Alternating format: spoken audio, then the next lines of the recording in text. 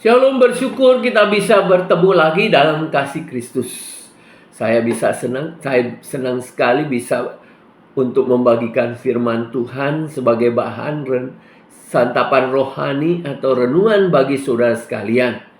Firman Tuhan yang akan saya sampaikan temanya adalah Taurat Tuhan seperti jangkar yang kuat. Saudara sekalian dikasihi Tuhan, tidak ada seorang pun ingin menderita atau menciptakan penderitaan untuk dirinya sendiri. Amin. Tetapi penderitaan merupakan bagian dari kehidupan yang berlaku dalam dunia yang berdosa.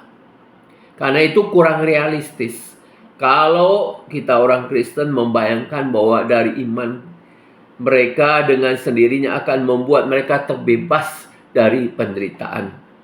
Padahal tidak demikian kenyataan yang sesungguhnya. Justru yang benar adalah sebaliknya. Contoh, Paulus dan Barnabas pernah berkata pada jemaat yang baru saja didirikan, untuk tidak masuk ke dalam kerajaan Allah. Untuk masuk ke dalam kerajaan Allah, kita harus mengalami banyak kesengsaraan. Kisah Rasul 14 ayat 22. Maka dari itu janganlah kita mencari jalan pintas untuk menghindar dari penderitaan atau kesusahan. Kalaupun Tuhan izinkan kita mengalami penderitaan, pasti Ia akan memberi kita jalan keluar dan Dia punya maksud yang baik bagi kita. Roma 8 ayat 28. Sekalipun Daud disebut kekasih Allah, tetapi dia juga tidak luput dari hantaman gelombang dan badai penderitaan yang dahsyat. Namun dia mempunyai sebuah jangkar membuatnya dia tetap tegar. Apa itu, saudara? Jangkar itu adalah Taurat Tuhan atau titah Tuhan atau perintah Tuhan yang menjadi kesukaannya.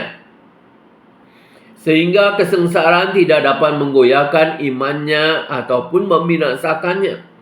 Maka ketika dia melihat kembali semua yang telah dialami, dia tetap bersyukur dan berkomitmen kepada Tuhan untuk tidak melupakan titah-titah Tuhan.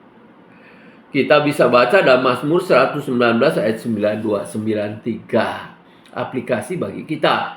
Jangkar sama juga tersedia untuk kita, saudara sekalian, yaitu Taurat Tuhan, perintah Tuhan yang kekal yang tidak pernah berubah, tercatat lengkap di dalam Alkitab. Badai pencobaan yang paling dahsyat sekalipun tidak akan dapat menggoyahkan atau mengurangi kuasanya.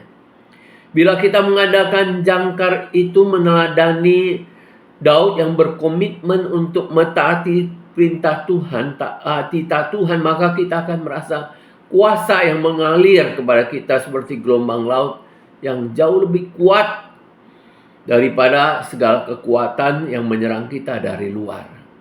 Puji Tuhan, haleluya. Nats Alkitab bagi kita, Mazmur 119 ayat 92-93, sekiranya Tauratmu tidak menjadi kegemaranku, maka aku telah binasa dalam kesengsaraan. Untuk selama-lamanya aku tidak melupakan titah-titahmu, sebab dengan itu engkau menghidupkan aku. Puji Tuhan.